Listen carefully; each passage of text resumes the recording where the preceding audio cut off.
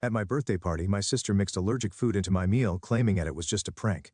To my surprise, my parents backed her up and I ended up in the hospital with anaphylactic shock. Now, they are threatening to throw me out if I report the truth to the police, but when the cops showed up, what happened next was, I never imagined that a simple photo could turn my life upside down, but that's exactly what happened last Saturday. There I was, standing next to Mr. Olivier, the company director. We were both smiling as he shook my hand. The caption read, "Finally got that promotion. Hard work pays off. Career milestone." I didn't think much about posting it. Just another career update for social media. I had no idea how wrong I was. My name is Rachel, and at 24, I had finally gotten my first big break at Marshall & Associates. I moved up from an entry-level manager to department head. It wasn't easy. I spent 4 years working overtime, giving countless presentations and drinking more coffee than I want to admit, but I did it on my own, and that meant everything to me. I was still riding the excitement of my promotion when my phone buzzed. The number wasn't saved, but I knew it right away. My mother. 8 years of silence, and now out of nowhere she was calling me. My hand shook as I stared at the screen. "Hellos?" My voice came out quieter than I wanted. "Rachel, sweetheart." My mother's voice was exactly as I remembered, sweet but fake. It was the tone she used when she wanted something. "Your father and I just saw your post. We're so proud of you." Proud. That word hit me like a slap. Where was their pride when I needed it most? "Thanks," I said, gripping my desk to keep steady. "We should celebrate. Why don't you come over this weekend? We can throw a proper party for you. The whole family would love to see how successful you've become." The whole family. That meant Madison, my younger sister, the favorite, the golden child, the one who could do no wrong. "I'll think about it," I said, my throat tight. "Please do, darling. We've missed you so much. It's time to put the past behind us, don't you think?" After we hung up, I sat there, my heart pounding. I sat at my desk staring blankly at nothing. 8 years of silence, broken because of one social media post. 8 years since I walked out of that house, promising myself I'd never go back. 8 years of building a life without them.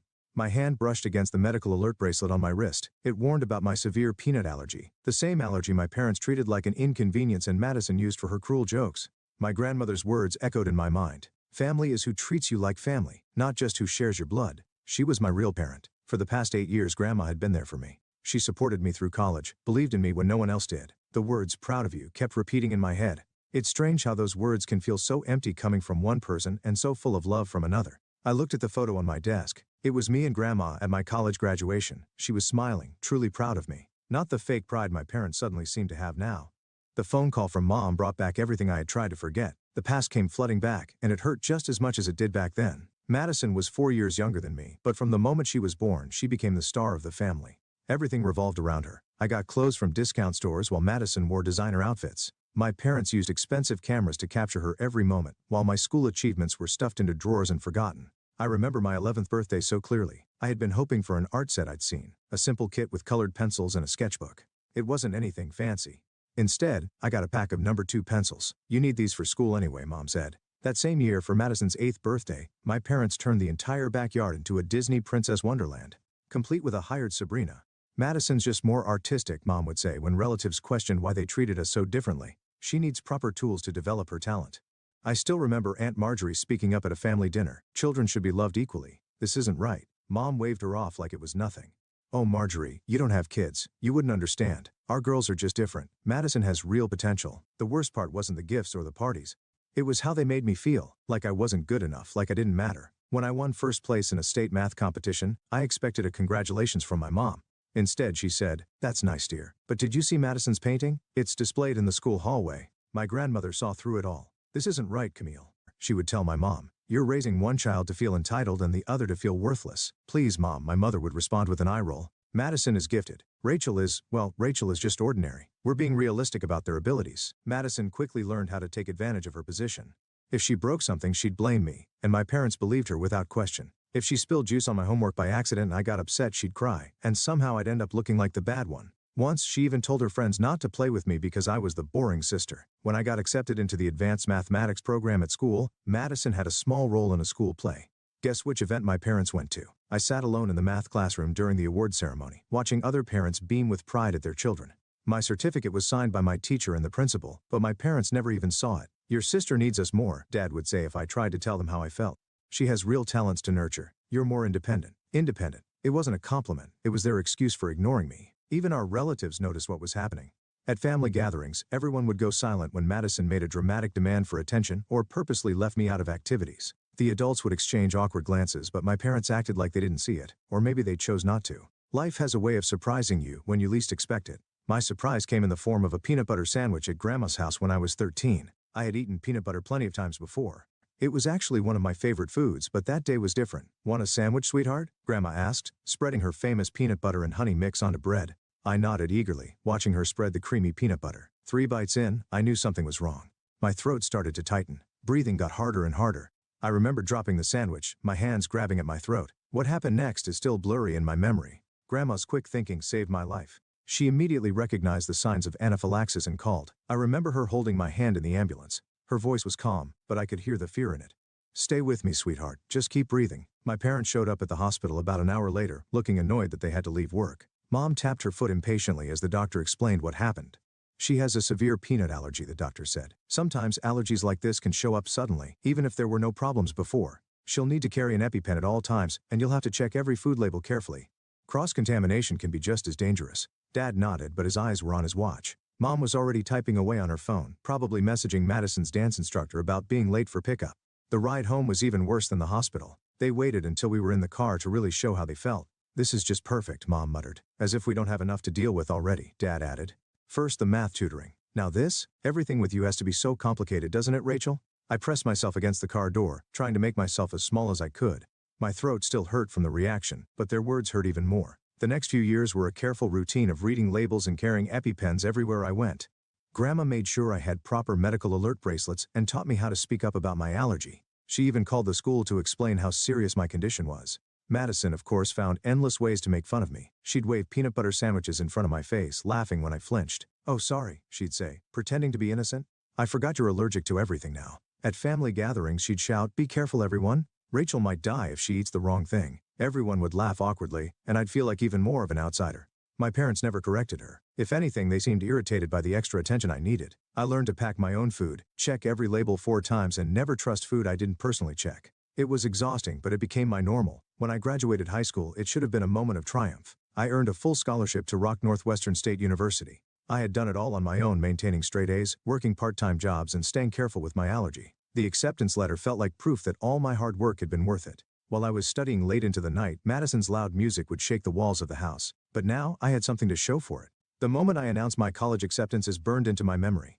I got into Rock Northwestern, I said, trying to keep my voice steady. Full academic scholarship. That's nice, dear, Mom said without looking up from her plate. The thing is, I continued, gripping my fork tightly, I'll need help with housing. The scholarship covers tuition, but not accommodation. I've looked into the costs, and no, Dad's voice was firm and flat.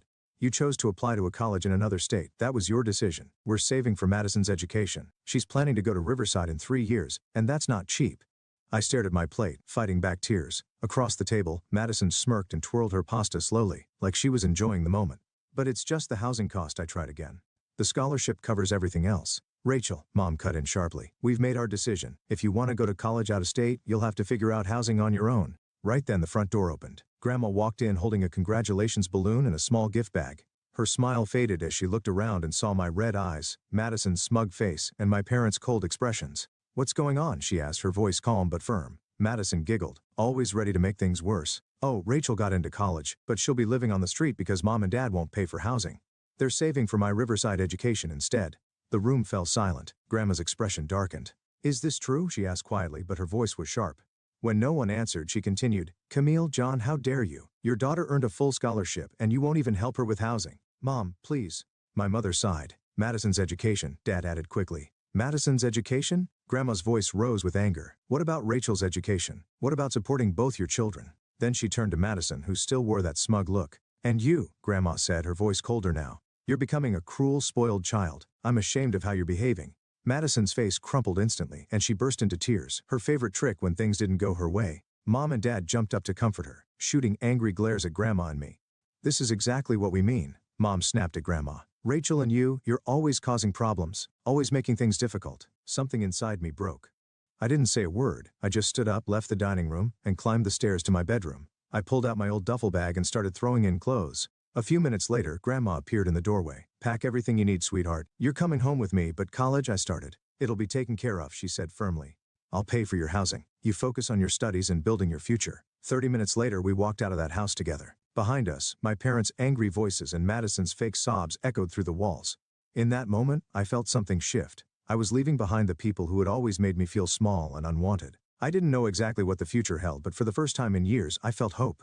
For the first time in years, I felt something I hadn't felt before. Hope. College life was everything I had dreamed of and more. My tiny apartment near campus became my sanctuary, a place where I could finally breathe without feeling like I had to walk on eggshells. Grandma visited often. She never missed a birthday, a holiday, or any special moment in my life. My parents and Madison, on the other hand, became like ghosts. No calls on Christmas, no cards on my birthday, not even a text during graduation. 8 years of complete silence. So when I found myself standing on their doorstep after that phone call about my promotion, it felt unreal. The house looked exactly the same. The cream-colored walls, the perfect lawn, and the brass door knocker I used to stretch to reach as a child. Mom opened the door with an overly cheerful Rachel. Her voice sounded rehearsed. She pulled me into a hug that felt stiff and unfamiliar. The living room hadn't changed either. Madison's achievements still dominated the space. Her Riverside degree proudly above the fireplace, the center of attention. Madison sat in Dad's old armchair scrolling through her phone. She barely looked at me, except to roll her eyes when Mom started gushing about my promotion. "We're so proud of you, sweetheart," Mom kept saying, her words feeling empty after 8 years of silence. "Aren't we, John?" Dad nodded from a spot on the couch. "Very proud. Moving up in a big company like that, it's impressive. We need to celebrate properly," Mom continued, her voice shifting into the familiar tone she used when planning Madison's big events. "A big family gathering right here at the house. Everyone would love to see you. Aunt Marjorie, all your cousins, and Grandma too?" I asked pointedly. Of course, Mom said quickly, though I noticed the slight grimace she tried to hide. "We want to make things right, Rachel. It's been too long. How about 3 weeks from now? That'll give everyone time to make arrangements." Every instinct in me screamed that this was wrong, but I found myself nodding anyway. "Sure, that sounds nice." The 3 weeks leading up to the party felt strange. Work kept me busy with my new responsibilities, but my phone buzzed constantly. My suddenly attentive family couldn't stop messaging me. Mom sent daily texts about the party preparations. Madison, who hadn't spoken to me in years, suddenly sent me a friend request on social media. The message that came with it read, "Time to put the past behind us, sis." Grandma was thrilled. Over one of our weekly dinners, she said, "This is all I've ever wanted, for my family to be whole again." Finally, the day of the party arrived. It was warm and sunny, a perfect day for a gathering. I pulled up to my parents' house and saw cars already lined up along the street. Inside, the house buzzed with activity. Aunt Marjorie's daughter Lori was running around with her phone recording everything like a little documentary filmmaker.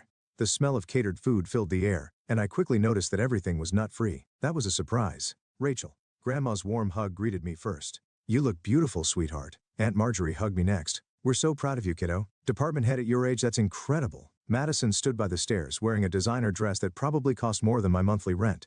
She greeted guests with a perfectly practiced smile, like she was at a beauty pageant. Meanwhile, my parents floated around the house, acting like perfect hosts, as if the last 8 years hadn't happened. When everyone finally sat at the large decorated dining table, Mom stood and clinked her glass for attention. "We're so happy to have everyone here today," she began with a big smile. "As you know, we're celebrating Rachel's promotion." She paused as everyone clapped politely. "It's wonderful to see her finally finding her footing in the corporate world." I should have known the word "finally" was a red flag. "And speaking of success," Mom continued, her voice brighter now, "I'd like to take a moment to talk about our Madison." She launched into a long speech about Madison's achievements, graduating Riverside with honors, her artistic talent, and how gifted she was. I sat there frozen as Mom finished with this. "And now that Rachel has this wonderful position and a role in management, we're hoping she can help her incredibly qualified sister join this prestigious company." The table went silent. I felt Grandma's eyes on me and saw Aunt Marjorie shift uncomfortably in her chair. Lori's phone stayed focused on me, recording every painful second. "Actually," I said, my voice steady despite the pressure, "I'm not in a position to hire anyone. I'm a department head, not a director. I don't make hiring decisions." Mom's smile tightened, but she didn't give up. "Surely with your new influence." "Excuse me," I said, cutting her off as I stood. "Mom, Dad, can we talk privately?" They followed me into the kitchen, and their fake smiles disappeared the moment we were alone. "I thought this was supposed to be a celebration of my promotion," I said quietly. "Not a networking event for Madison." "Don't be selfish, Rachel," Mom snapped. "Madison needs this opportunity. Family helps family." "Selfish," I repeated, stunned. "After 8 years of silence, you only reach out because you want something from me, and I'm the selfish one." Dad's face hardened. "We've given Madison every advantage, invested everything in her future. The least you can do is help your sister now that you're in a position to do so." We walked back to the dining room, the tension trailing behind us like a storm cloud. I sat back down at the table, trying to ignore Grandma and Aunt Marjorie's worried glances. While we were gone, the catering staff had served the main course, some kind of fancy chicken dish with a creamy sauce. I took a couple of bites, my mind still spinning from the conversation in the kitchen. The sauce had an unusual flavor, nutty. Suddenly my throat felt tight. Panic hit me like a wave as I realized what was happening. "Peanuts!" I gasped, my hand shaking as I grabbed for my purse, fumbling for my EpiPen. "There's peanuts." The room started to spin. Chairs scraped across the floor and voices rose in panic. Grandma's voice broke through the noise. "Someone call." After that, everything became a blur. Shadows, noise, chaos.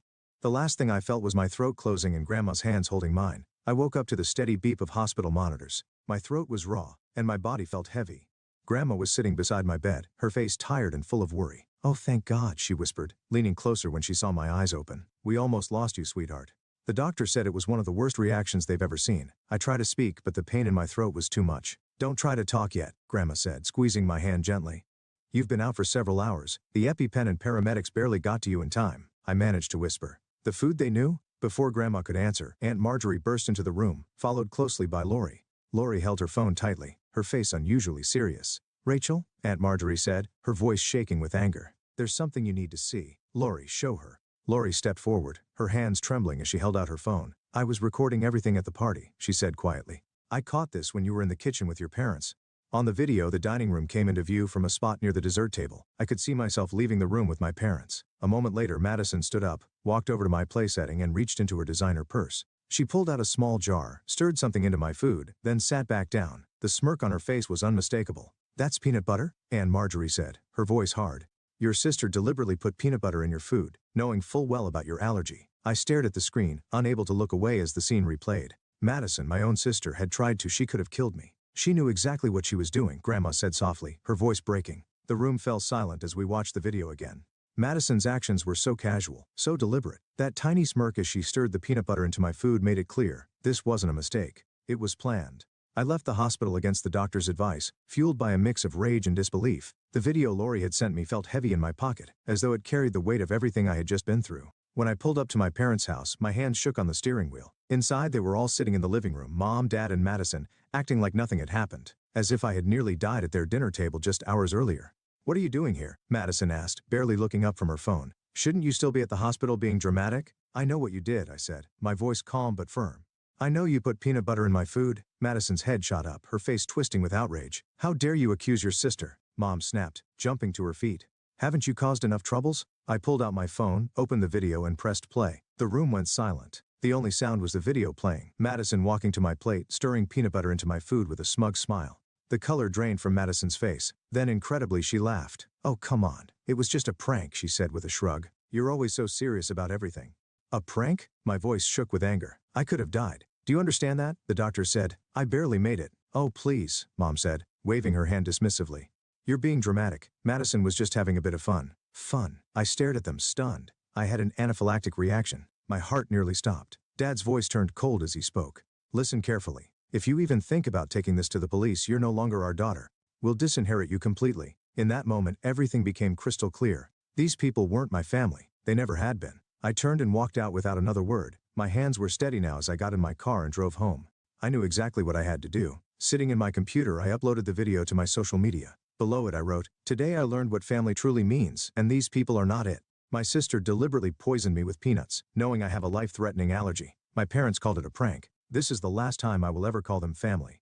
The response was immediate and overwhelming. Relatives I hadn't spoken to in years commented in shock and anger. Aunt Marjorie shared the video with her own scathing words. Friends and colleagues reached out, expressing horror and support. My parents and Madison fought back, leaving comments calling me a detention seeker and claiming it was all a misunderstanding. But the video spoke for itself. The next morning I walked into the police station and filed a formal report. That afternoon, my parents' lawyer delivered a letter to me. It was official. I had been disowned and removed from their will. Later that day, Madison posted a tearful video online, trying to play the victim. Madison posted a tearful video about how I was destroying the family with my lies, but I wasn't alone.